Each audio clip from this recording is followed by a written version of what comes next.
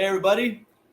Joe Misfit Glenn here. I'm here with AaronProtor, member of Vetcodes and a growing enthusiast like myself. Welcome, gentlemen. Luke, John. Thank you. And welcome, Aaron.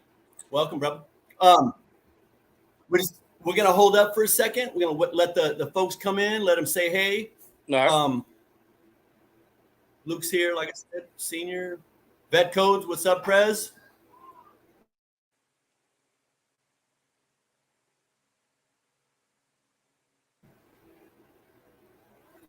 I want to let y'all know that I'm having terrible internet issues, but I believe Aaron's on point, and so you guys should hear him real well. We're going to give it a couple more minutes, Aaron, and we'll get after it, my man. Sounds good. All right. Y'all, we're going to be talking about harvest time tonight. All right. All the little intricacies, the things that you need to know. We might get into some other little things, off topic, but it won't be far off topic. Okay. It'll be all about getting there and then possibly after the harvest and drying and curing and stuff. Okay, guys? Uh-oh. Luke's asking what you smoking on there, Aaron? Some Oreo fritter from Green Wolf Genetics. Oreo fritter. Prez says thanks for coming. Anytime. Appreciate it. Dirk Cougier says evening. Welcome, Dirk. Thanks for showing up. All right. Hey, man, we got 8 people. Let's get after it. All right. So, y'all, man, AaronProtor, like I said, I collab with him a little bit here and there. We just kind of met. We just kind of started collabing. Aaron seems to be very knowledgeable. Like I said, he backs me up and helps me out of some growing questions that I may see throughout the group. If I have questions, I always ask another gromie. You understand? So I will never give you some bullshit. I'm going to tell you from 3 or 4 different people's collaboration. Okay. All right. That helps us all learn also, helping each other. Damn right. And, by me teaching, I also learn, through that. It helps solidify my knowledge. And so you guys should pay attention to that, because if you can help teach, it'll also help you get a little bit better. All right. Okay. So Aaron, how long you been growing, my man? What's your passion in this? What's this for? I've been growing almost 2 years. November will be 2 years. Mm-hmm. Cool. And I, like we kind of spoke on earlier, in 21, I had a mental crisis. I got admitted to the VA for a week, and in the process of me going to seek mental health help, I ended up losing my job.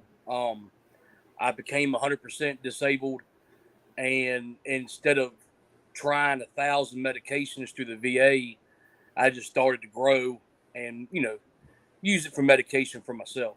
Hell yeah. Man, I'm so proud of you. You don't know how many times I hear this through the veterans, and that's my story too. The medicine hurt me, and I went to cannabis after fighting it for 43 years. I did not want to touch cannabis until it just seemed like the logical choice, and I did my research, and I figured out, man, it's a beautiful thing. Good on you, man. Way to go. Yep. All right. Let's John Michael Sr., yeah, who? He said, I said who? All right. Okay, so harvest time, ladies and gentlemen. Okay, we all know that this is about to be coming up for some of y'all, especially if you have an outdoor grow. We're going to be talking about outdoor and indoor. There's slight differences, but not much, okay? It's all about the look at the end. At the end, it's all about the trichomes, right? And so, all right, so first and foremost, right, let's keep with indoors for now, and we'll touch on outdoors if it seems to be an important tactic. But for right now, so our plants are nice and full of bud. They're looking all pretty. We're all excited and really, they're starting to smell good. And we're chomping at the bit to harvest. Aaron, tell me what you look for just to see if that is something that you need to go looking deeper into, knowing if it's ready for harvest. What do you do, my man? The first thing I look for are the pistils.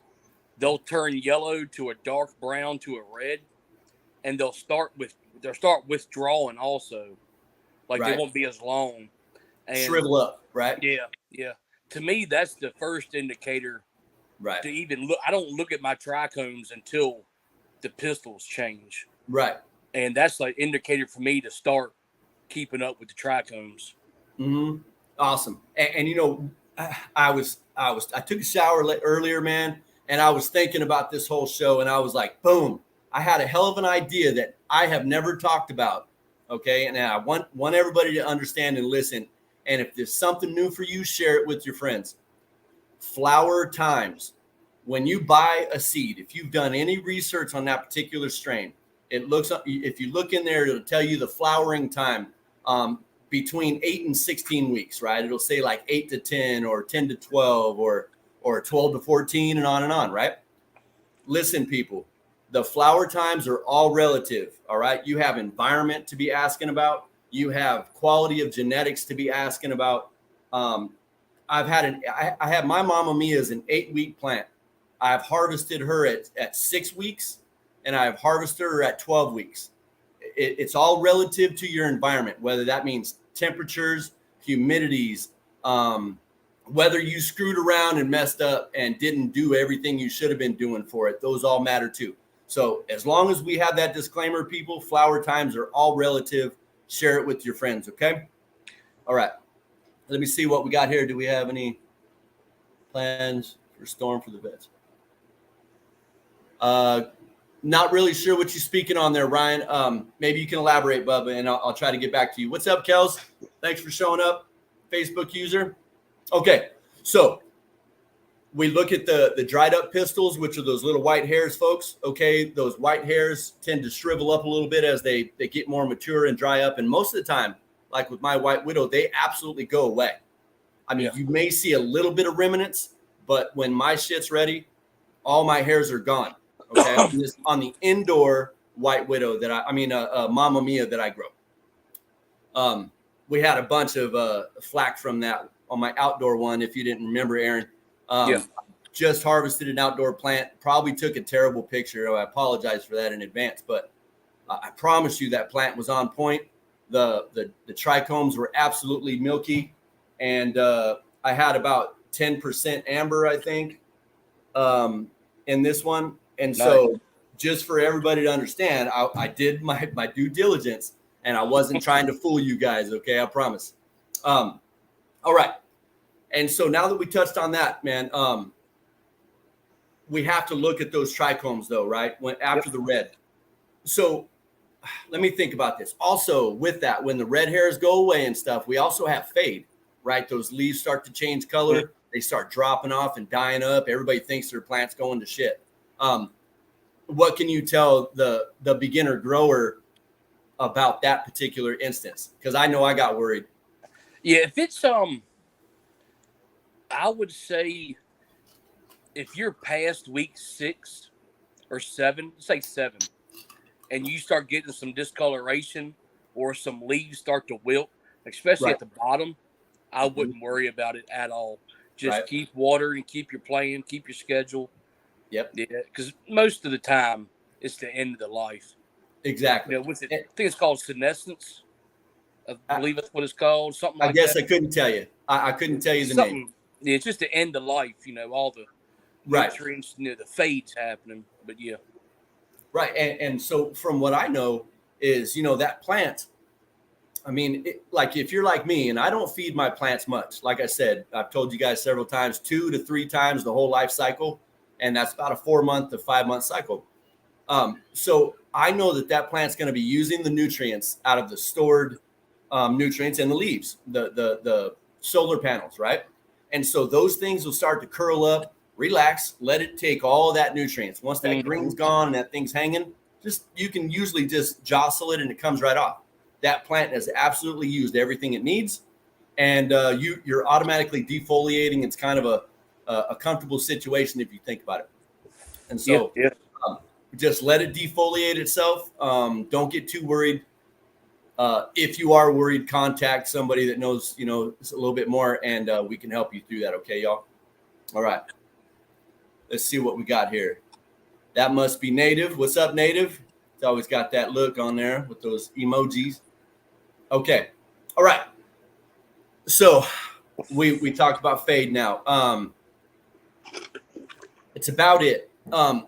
You can use those flower times to give you an idea when to be paying attention. But the things that you said, Aaron, with the red pistils, retracting and all that stuff, the defoliation, natural defoliation, those are pure signs to be looking at the trichomes. And so when we look at the trichomes, folks, I've mentioned it several times. Like, this is my go-to. It's a little microscope. Turn it on, and it has the LED light, right? Yep. Gets right up in there. And it $25. Huh? $25. $25 Amazon. It hooks to your phone, Bluetooth-wise. You can look at the trichomes just like I showed you the pictures of them. Like this. That's taken off of that microscope, okay? There's no question in your mind. You can also use a little jeweler's loop if you like. That's what I started with. I have used my iPhone to zoom in really close, take a picture, and then look at the picture and zoom in even closer to it. And I was able to tell a little bit. Anyway, little tips and tricks for you if that works for you. Okay, so now we know that our plant's ready, but now let's go back to the beginning when we're putting it into flower, Aaron. Okay. Mm-hmm. So we're at 18 and 6, let's say for our, for lighting. Now we need to go to 12 and 12 to flower it. Walk me through your first step or your second, third, and fourth. Go ahead. Me personally, I perpetually grow perpetually. Yep. So when I go to flower, I transplant and flip the flower in the same day. Okay. And I haven't noticed any stress with any of those plants, because sometimes, I'll talk to people and they'll think transplanting and flipping the flower the same day, can stress them out, which I can see where that's coming from. I call genetics on that. Yeah, genetics. I haven't noticed it, and I'm on my 7th grow in my raised bed. Uh-huh. So, times that by 10 or 12 plants, and I haven't seen any harm done. But I harvest the next day. I will take plants out of the veg tent and transplant them into the raised bed. And the room that the raised bed is in, those lights stay on 24 hours. 12 and 12, every day. They never change. Right. So I transplant. They go into the bed. I give them some great white mycorrhizae and a little shot of fish shit or some other type of soil buffer, and and that's pretty much it. For flipping into flower. Right. I don't do any feeds or nothing. I stay on a schedule. The first of every month, I top dress my bed. So for me, flipping into flower is just transplanting pretty much. Right. I got you. Hey, there's a question here, and I'm curious as this too. Senior's asking if you had any issues with the wood of the wooden raised bed. Anything mess up with that? I have fabric raised bed. Say again? I have a fabric raised bed. Okay. It's indoors. Got you. So wow, that's cool. Yeah, it's just like it's just like the same material that your fabric pots are made out of. Just square. Yeah. Got you. I think I've seen them, man. Look at you. Okay, I got you. I know what you mean. I've seen them before. Sure. Yep. And if you water too much, you'll know. Yeah, I bet. Yeah. Every time, like, because I have like a couple of them with fabric pots in them. I like to switch back and forth. Sometimes I like the roots to be naturally air pruned. Sometimes I don't. I don't know. I play around. That's all it is to it. But fabric pots will definitely let you know when you've done too much. Oh yeah. But that's all I do for flower. Nothing crazy. No tricks. No nothing. I just transplant from veg to flower, and like I said, I'll get a little mycorrhizae or a little booster or something, like, not really a booster, but like a fish shit or a recharge, just something to, kick off flipping. That's pretty much it. Cool. Yeah. Like for me, when I'm about to switch from 12 to 12, like the day before, I clone a lot. And so if it's a Okay. particular strain that I like, I will go to the lower branches and I'll clean it up. Like I'll take a quarter of it, the bottom quarter, part. I'll strip that sucker all the way down. I'll get rid of all the little growth. I'll take some of the longer, clone pieces and I'll clone them. And then the rest is gone. And then I'll let it kind of come back. If it starts to wilt or droop a little bit, which mine haven't been, better genetics. I keep saying that. The better the genetics, the less you're going to have a bunch of stress when you do what you do with your plant. Okay. In my opinion, of course, but so I always strip the lower leaves. I'll give them a day or two, and then I put them into the flower, just straight 12 and 12, no problems whatsoever. And after about a week, I'll feed them, provided they need it. If they're looking a little sad, I'll feed them. But other than that, I don't play around either. Oh, shit. Hold on. I didn't see Brennan. See, this is that kind of stuff, man. Hold on one sec, guys. I promised we are live. Okay, Brennan Avance, man. I sent it to you, brother. Sorry, man. I was a little late. I'm not good at reminding people. Oopsie. But okay, let's see. Target room temp. Okay. Room temperatures, Aaron. Talk to me about flower room temperatures. Me personally, my flower room averages 75 degrees and 62% humidity. But what I would recommend is, that would be like the minimum, I think. Mm-hmm. You don't want to get too cold, because depending on how you grow too. Or I'm in a room, so it's a little bit different. But you don't want your soil or your water being too cold. Right. I've starting to look into that. That plays a little bit of role. But I would say anywhere from 70 to 85, you'll be fine. Right. Maybe touching 90 as long as it doesn't stay there that long. Because heat stress is. Yeah. Heat stress is a big thing. And that VPD, vapor, that thing, right. Yeah, it taught me that I was too hot and not humid enough. And it blew my mind. I'm like, dang it. Well, I knew I was having temperature issues. Like I've been having temperature issues all year. The humidity would always be, at 55 or below, but they're talking 60 to 65% humidity. That is what they prefer. As soon as my humidity got to 60%, my plants just stood straight up and they loved it. They've been sick for like 2 weeks because of the heat. As soon as it changed with these cooler days, everything went ham. And so I'm really happy. I noticed a big difference when I started actually paying attention. And like now, about 2 hours after my lights turn on, all the leaves are just praying, just standing straight up. It makes a big deal. Yeah, it's a beautiful thing, especially when your plants are happy, right? Because that's the goal, right? Yeah, man. Oh yeah. Sure. And so I hope that helps you out. Who was that? Let me go back and find who that was.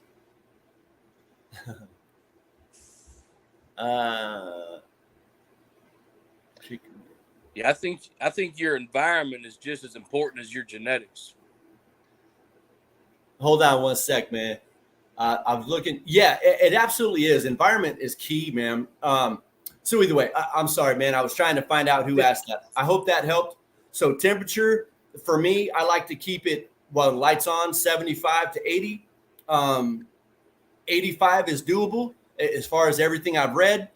Anything over that, they say that's when the stress comes in. I don't know. Outdoors, it could be 120. But indoors, you keep it 85 or below for sure, man. Yeah, because they'll get all nasty. Let's see. Jody Haley, I think it was. Okay, so Jody, I hope I helped you out there. And so the humidities, like he was saying, 55, 65 would be, I would suggest, right about where you want to be and a plant to be happy. Okay. Let's see what she said here. Any tricks? What? Final 2 to 3 weeks. Is there any tips or tricks she's asking for bud candy? I don't feed my plants like that. I won't do it because you taste it. my whole take on that is, and even with PK boosters, your potassium boosters, Yep. if your soil is right, there's nothing to add. Right. You're not going to force feed the plants Right. a magic product and have them produce twice as much. Yeah. If you're giving them and that's the thing too, like with how I don't pH water, the root system will take what it needs and how much it needs. So I don't add anything extra. I just make sure that my soil is as good as it can be, and the plant will take what it needs. Yeah, it absolutely does. And Yeah. And I believe that a lot of us growers have went through this at least once, but I know there's a lot of growers that are still doing it. We're overfeeding, man. Oh yeah. We think we know what that fucking plant needs, but that plant didn't need us to begin with. Okay, we here we are bringing it indoors and changing its whole environment and thinking we're going to be God. No, we can't be. Just do minimal. That plant knows what it needs to do. It's called a weed for a reason. Yeah, that's like the I got a buddy. He grows with Fox Farm Trio, which that's real popular, and he feeds 1/4 strength. That's all I do. And his plants are great. Yeah. Yep. When I use Fox Farms Ocean Forest, like I said, I feed 2 to 3 times its whole life cycle, and it's always a quarter cut. But it's with this stuff, and so it's a little bit more potent than just the normal, 5 whatever numbers, the lower numbers. But now I think to go back, I just thought about this. It's not really nothing special, but silica. I think some people that grow organic forget about silica, and that can help your stalks. Plus, your trichomes are made of silica. So I wouldn't add any extra if you don't need it, but I would check to see how much you're putting in. There was I actually looked that up, and I have to keep looking it up because I can never remember the natural silica. There's a natural silica, and there's 3 different types. Go ahead, man. Get it. I can't remember offhand. Like I said, all right. I just thought about it. But there's 3 different types, and they're uptaken differently. Correct. That's all I remember right now. That's why I'm like, shit, what was the name of it? Either way, if you look it up, the natural silicas, they'll give you an idea. I just can't think of the name at the moment. But you can also get this stuff. This is the stuff I had been using, right? The Gold Shield silica. And yeah, it absolutely does. I've only given it once, usually in the beginning of its cycle, like a beginning of its life. When it's young, I'll give it a dose of silica, and that sucker will get nice and tight because I still want a low stress train. I still want to pull those branches down. And if you give too much silica, they'll get so hard. It'll be like oak sticks just snapping in half, And, you just lost some bud. And so you got to be a little careful with that, and you got to have good timing. So, but good on you. I mixed 20 pounds of rice hulls into my soil, and that kind of release, when the rice hulls break down, they release silica. So that's how I get mine. I heard that rice hulls, right? Wasn't it rice hull? Yeah. And then diatomaceous earth. That was the word I was looking for. Yep. So DE. Absolutely. Good shit, Dirk. Thank you, man. Sulfured molasses up until harvest is part of a flush. Thoughts? I don't add any sugars. I'll tell you what I do. I do add sugars periodically, like maybe every 2-3 weeks. But let me show you what I do. I don't use the unsulfured molasses. I legit go with maple sugar. Yeah. That's it, right? Just organic maple sugar.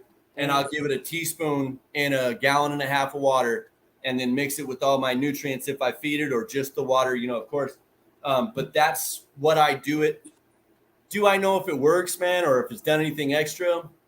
I don't know, man. Maybe at a time, but not at the moment. I haven't seen anything extra in the last 5 or 6 grows with it. So it's supposed to help the like the bacteria in the soil. And so here's my microorganisms.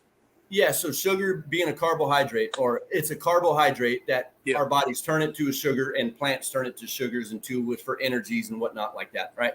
I could be screwing that up, but I know it's carbohydrates turning to sugar. That translates to energy. That energy translates to bigger growth, heavier growth, and denser buds, right? Mm-hmm. That's the goal. Whether it's happening or not, I can't prove it, you know, and so, but I still use it, and it seems to make me happy, so I'm good with that. But that's the thing, you know, just, you know, people they want a definite answer, but like what I try to tell anybody that I talk to is experiment. It's all it is. If it works, it works, you know.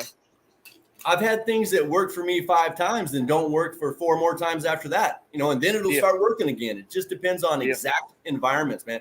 We're talking like barometric pressures, even the plants just act weird, you know. I mean, it's like science, you know, it's like crazy. I'm no scientist, but I've figured it out. It's pretty crazy. Yeah, and on top of that, you know, like we had touched on, your different cultivars are going to react different. Then inside of the cultivars, you got different phenos. You know, you can pop 10 seeds and all of them are going to grow different. Yeah. Well, unless they're pretty stable, but if they're stable, you still see something different if you really pay attention to them. Yeah. But like you're growing a bunch of F1s, they could be totally different plants. Right. So right, where was that? Hold on, we got some questions coming on. I appreciate the questions, y'all. Awesome. Let me see where. Dang it, there was a question. Kelly, I'm right with you about the humidity. I'm having issues with I'm having more issues with my temperature. Okay, let me see what this is. Target room temp, 75 to 85. Anything over 85 in flower, man, personally, I would say anything over 80, you're going to be having to look for stress. All right. There might be some stress between 80 and 85, but not usually. If you have a big open room, if you're in a little tent, like a 3x3 or a 5x5, and that thing's zipped up, oh yeah, I promise you 90 degrees, you're going to have a serious damn issue in that tent. But out in the open, like how Aaron has, you have a little bit of leeway, a little bit of give. Yeah. All right, guys. Okay. And so, welcome, Brennan. Sorry, I didn't get you earlier, man, but I think you might've already been here. Okay. We already did that. Keeping humidity. Yeah. I had a hard sour diesel outdoors. Let's see what this is. Sour diesel, that's been 110. Yep. Hey, you know what? If the plant's still alive, Brennan, you did it right. That's all I can say with those kind of temperatures, bro. That plant did everything it could, and you just facilitated whatever you could. That's ain't no harm in that, man. Promise. Okay, what about a room with no windows and humidity? How would I implement ventilation? All right, well, that's where I'm at right now. I'm in the corner of my basement. I'm in roughly a 12 by 22 foot room. I put up 2x4s, walls. I don't have any ventilation, but my ambient, environment is 75 degrees and 62% humidity. So I haven't worried about it. But if I do, is I plan on going to CO2 later, like down the road. The only option you have is to drill a hole in the wall, like for a dryer vent, or vent it out to another room where you're at in your house. Yeah. That's your only 2 options. If you have a door and it goes to another room, fans, just a little bit of airflow, just some movement, maybe will probably help you out. One thing also, I'm sorry. No, you're all right. If you get an inline fan, I would do like a 6 or an 8 inch because it's more powerful. Yeah. A fan and a carbon filter and just set it in the room. It'll act as an air scrubber. Okay. I can see that. It would filter the air and move it too. Awesome. Yeah. If you're worried about the smell, That might be a pretty slick line. I never thought about it. Good on you, Aaron. For the smell. But other than that, just a dehumidifier. Yeah. And Inkbird makes really nice controllers to where you plug in the dehumidifier into the Inkbird and it has its own humidity sensor. Nice. So it'll kick it on and off on its own. Cool. Hell yeah. All right. Let's see. Okay. So I hope that helped, Randall. Yeah, we don't really know what your environment looks like, man. But if you want to send some pictures, man, maybe we can come up with something different. If you're not unable to, man, let us know, okay, Bubba? All right, Kate has something here. Said I missed some, but I have a question. When you hang to dry, do I need a fan on it, like while I'm flower, or just circulation in the room? Circulation in the room, Bubba.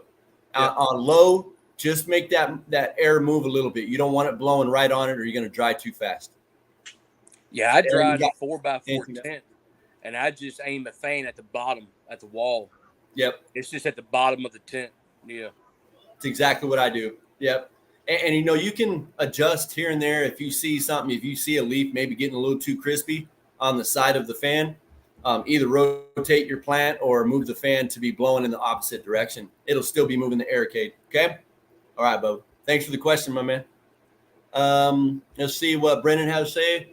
I've read that it's okay to give an unsulfured molasses supplement to harvest part of flat. I think I already touched on that. I will touch again, though. I wouldn't give anything to that plant besides water for 3 weeks before you harvest. If you think you're close, stop feeding it. Just give it water, let it flush. And I will reiterate on this, guys. I've mentioned it several times. It is my belief, through my studies and through my plant anatomy, to understand that a leaf is made of cells, just like your body. Okay, our bodies are made of cells. The leaf cells store nutrients. Okay, there's nutrients in the soil. There's heavy metals in the soil. There's all kinds of stuff in all the soils that we use. These plants are, I can't remember the name, native. I wish you could post this up. There's a name for this, but they're bioaccumulators. Hey, I pulled it out. Bioaccumulators. So they accumulate stuff, right? This is all stored in the leaves. Like I told you, when those leaves are starting to fade away, that plant's using what it needs of it and getting rid of the rest. So if you have a plant fully green and everything else, that plant did not use all of its nutrients if you've been feeding it. So when you cut it and you dry it and you harvest it, all those nutrients are still in there. You start smoking your bud, you get a scratchy throat. It makes you cough a lot. The ash is a little bit dark and maybe not ashy white, like it should be. That means you have too many nutrients in your plant. The flushing does not work, people.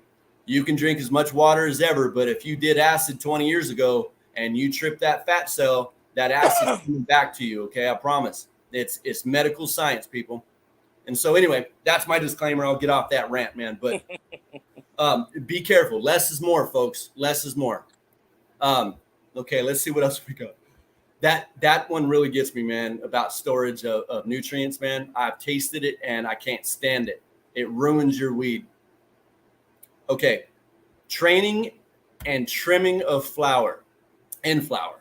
Okay, the training. Well, you know what, Aaron? Go ahead, man. Get after this. Let me know what you think, brother.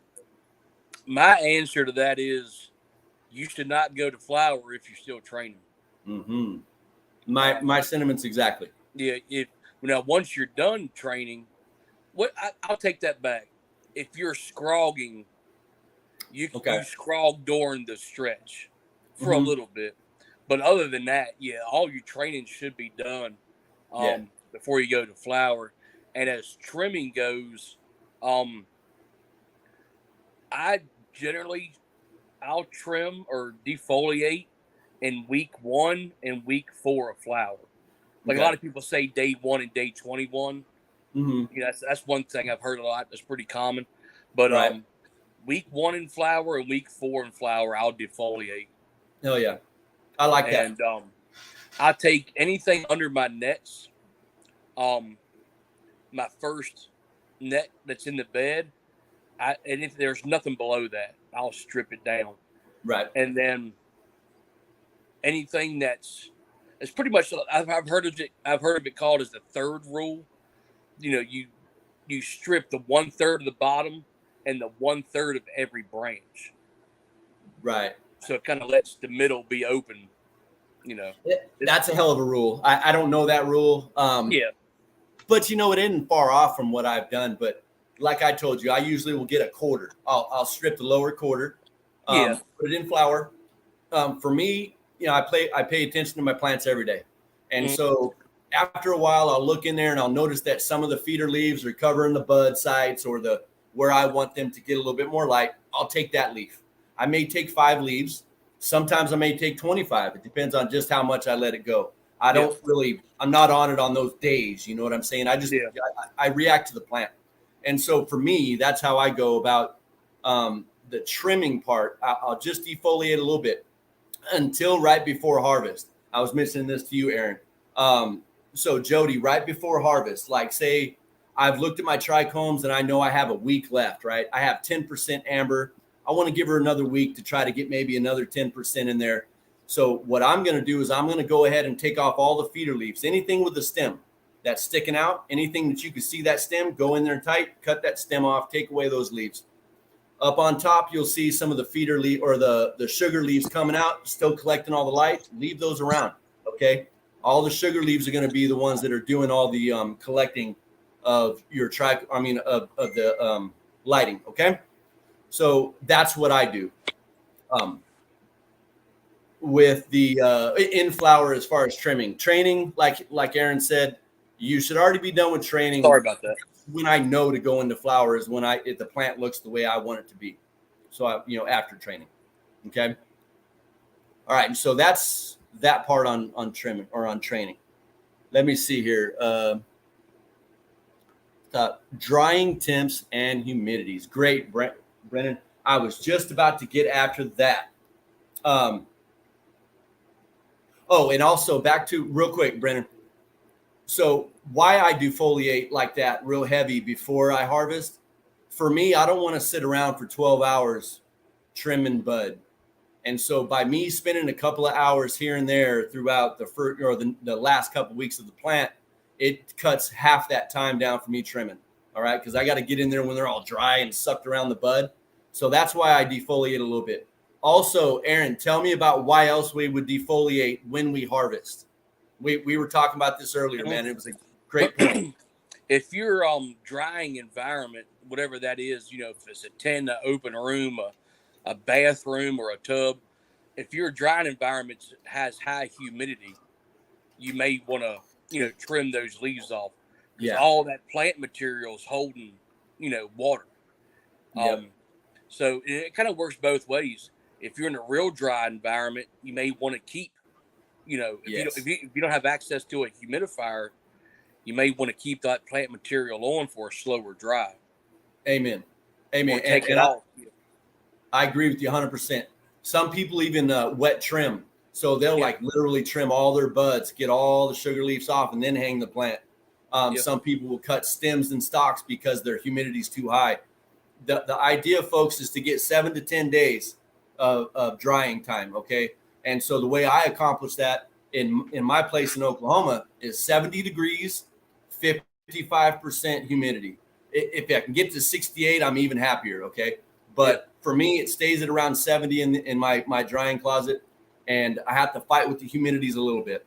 But that's how I get to go 7 days at minimum for drying.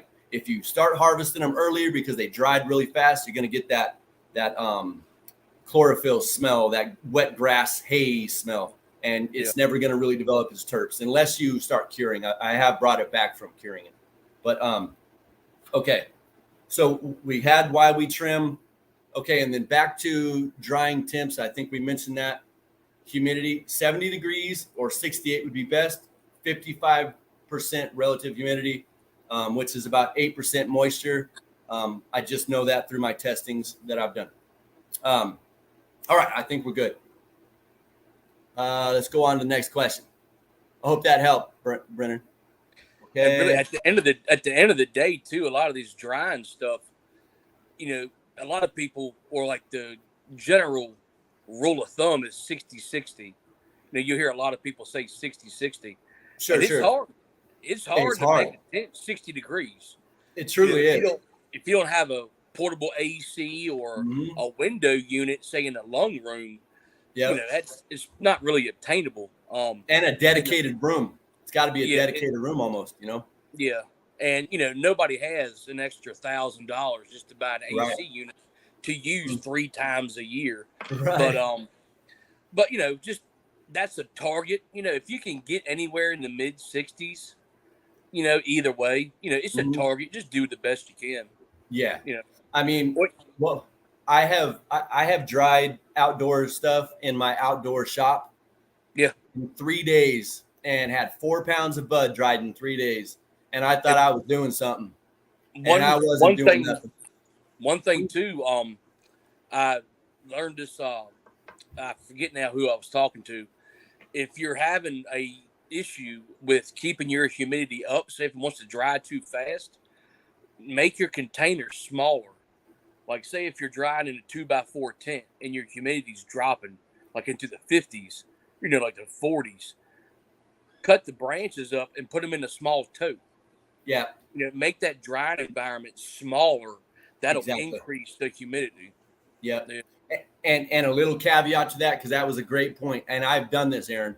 Like when I was telling you, like after I realized that drying them fast hurt your process. Once I started noticing them drying and those stems start snapping instead of just bending, and it's too early, like day 4, what I'll do is I'll cut them all up and I'll put them in a tote, and I'll add some fresh cannabis leaves and get that sucker back to be a little bit more regulated to last over the 7 to 10 days. It's a crapshoot, and you really got to play with it to make sure it's on point. But it can be done. It can be done.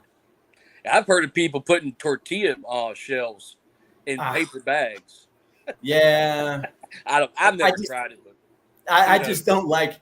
I don't like the food aspect, man. If you're gonna re-moisten your bud, don't cross-contaminate with some food, man. Get some fresh cannabis leaves, man, because you're gonna taste an orange peel. You're gonna taste that bread taste. I've done it. You're gonna taste the apple. The only thing I didn't taste was the Q-tip, but I had hairs in my bud. And so, have you ever seen the wet Q-tip one? No.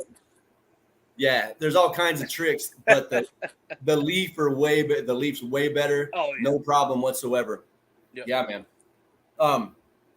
Anybody got any more questions? Come on, man, send them. It's about that time, guys.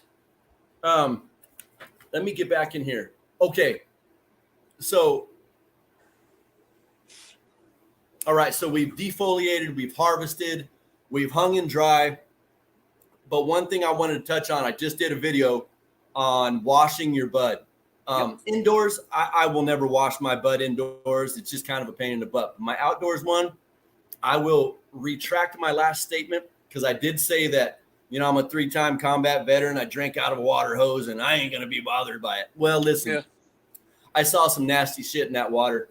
And since this is my medicine, I do need to wash my outdoor bud. And so I will eat my words on that, eat a little bit of crow, and I will be washing my bud from now on, guys. I promise. Yeah, I've only grown outside. I'm on my second outdoor grow, but I washed the plants that I grew last year outdoors, and the amount of dead bugs, it was insane. Mm-hmm. But yeah, it's not going to hurt anything. If the water's too cold, that may be an issue. Say if I would let the water sit for a few hours. Because the coldness could make the trichomes brittle. But trichomes are not water soluble. They're not going to melt off. Right. I wouldn't be in there for 5 minutes, like you're making butter. But, just a quick 10-second, dip, and that's usually all it takes.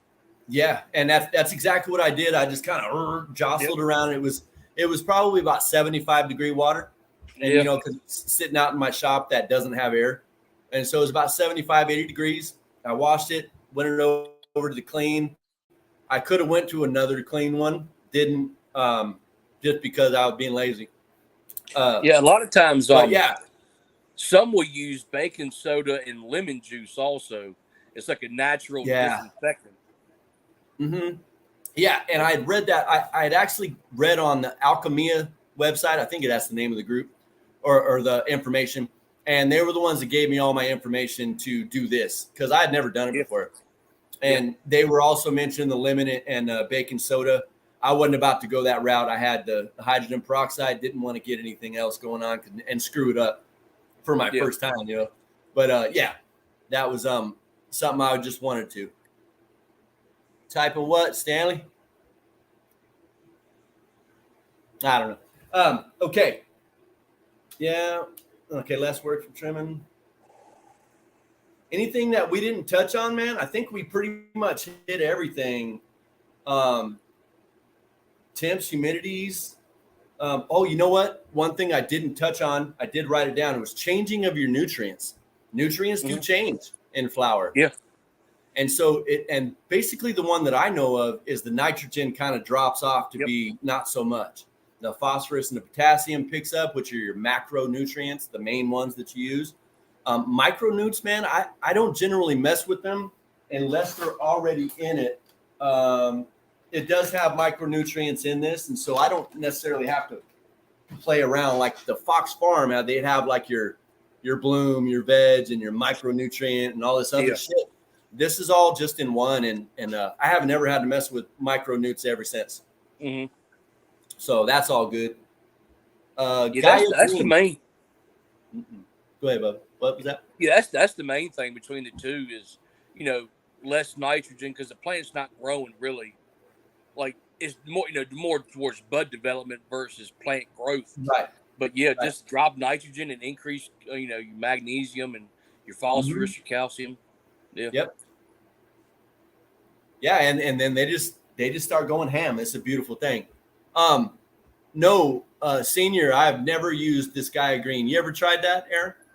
No, but never messed with it. I've heard great things about it. I've heard about it too. Yeah. It's a Canadian company.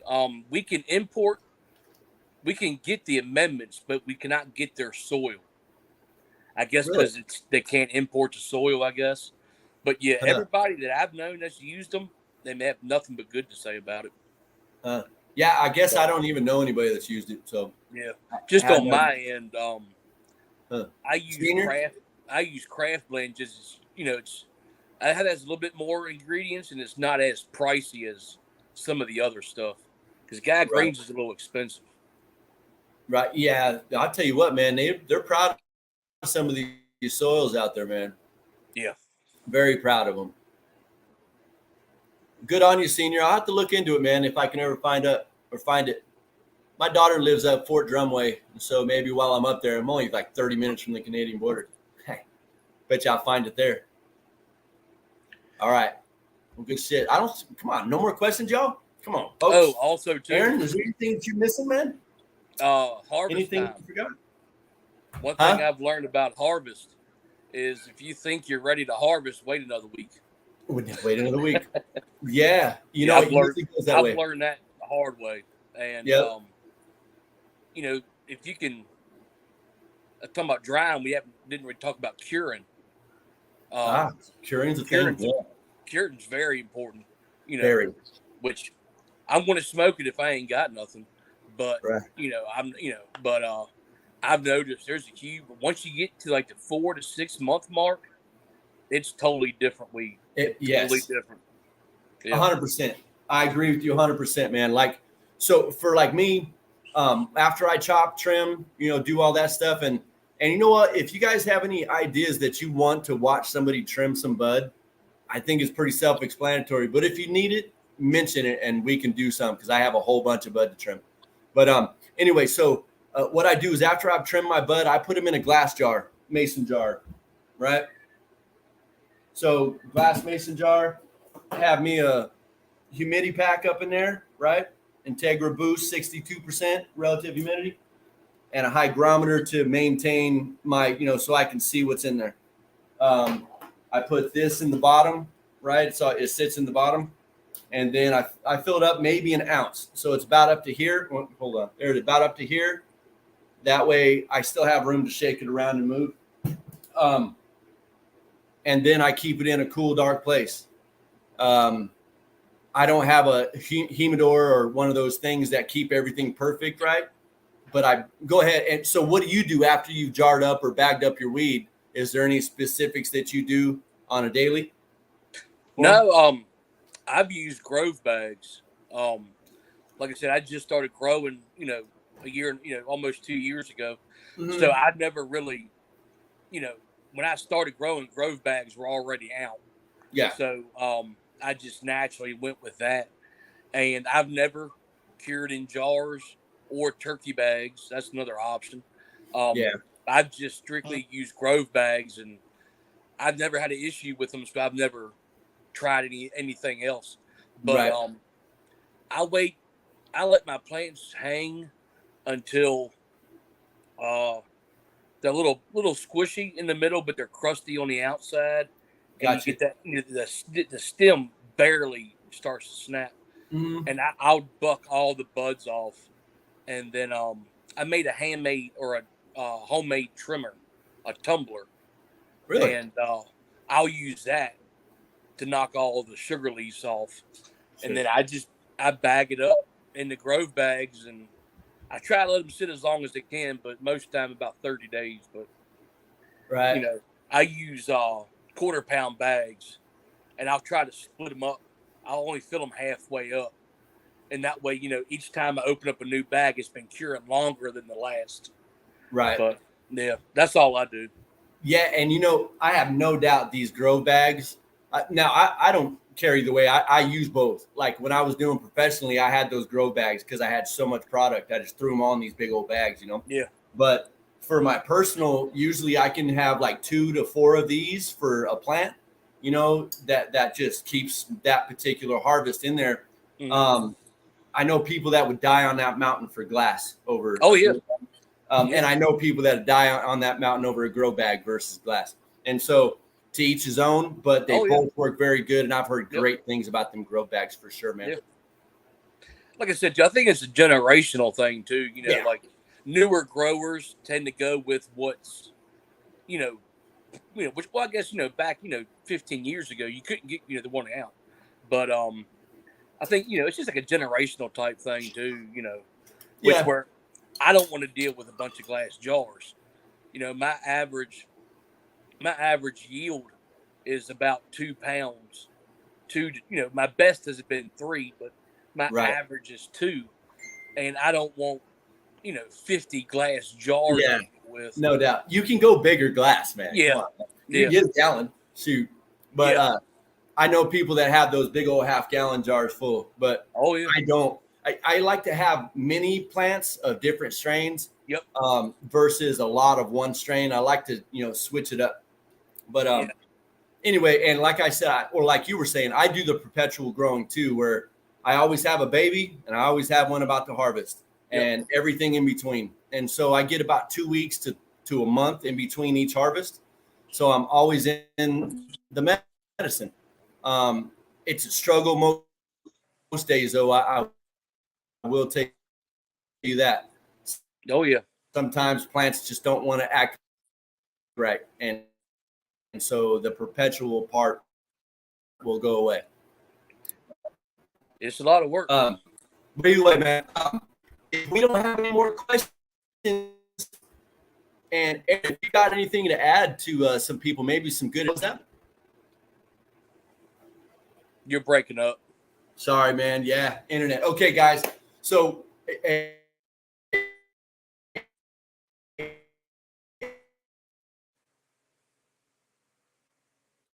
Aaron, so hang on, man. Don't leave. I'll be right back with you. But guys, I appreciate you, Senior, for that. Hey, don't forget about the waffle, guys. It's going to be closing up in, I think, like 4 days. Go ahead, Aaron. Do you have anything else to say, Aaron, before we get up? No, all right, guys. That's about it. Appreciate it. All right. Hold on one sec, Bubba. All right, guys. So thanks again. And until next time, y'all, happy growing.